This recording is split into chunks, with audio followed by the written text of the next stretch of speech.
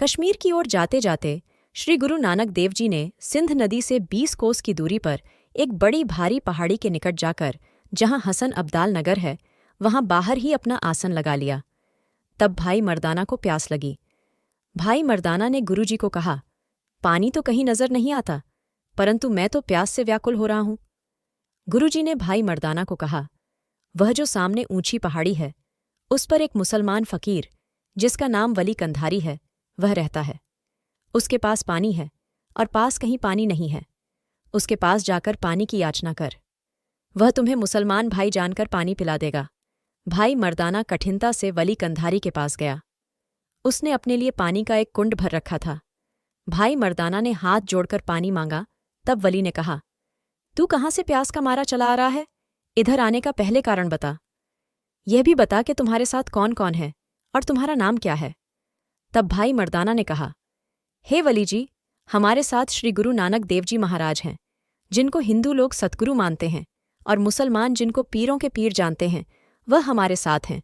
वह कश्मीर की ओर जाते जाते इसी पहाड़ी के नीचे आकर बैठे हैं। मैं उनका मिरासी हूँ। मेरा नाम मर्दाना है। मैं गुरुजी के पास रहकर शब्द गाया करता हूँ। गुरुजी की उपमा सुनकर वली जलकर कोयला हो गया और कहने लगा, हे मर्दाना, यदि तुम्हारा नानक इतना ही बड़ा है तो जहां बैठा है, क्या वहां पानी नहीं मांगवा सकता?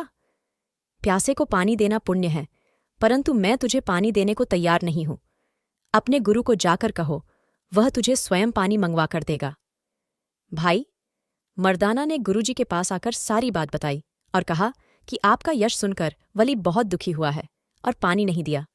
गुरुजी ने कहा, हे मर्दाना, तुर्क तो तुर्क को भाई मानता है, तुम निम्रता से पानी मांगो।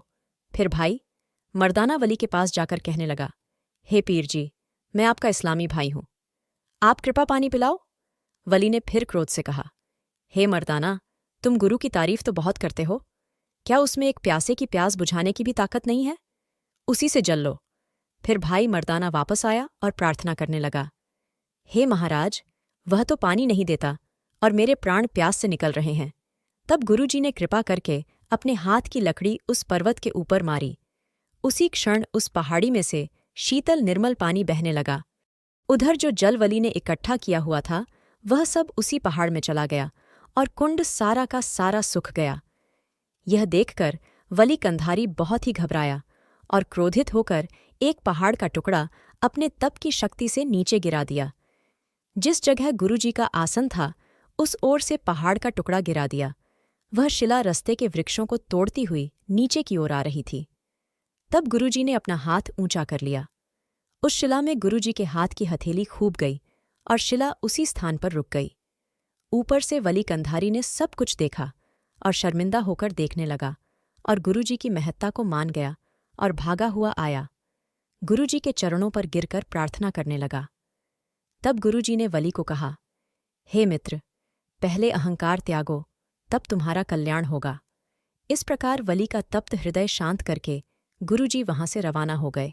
अगर वीडियो पसंद आई तो कृपया इसे लाइक, शेयर और सब्सक्राइब करें।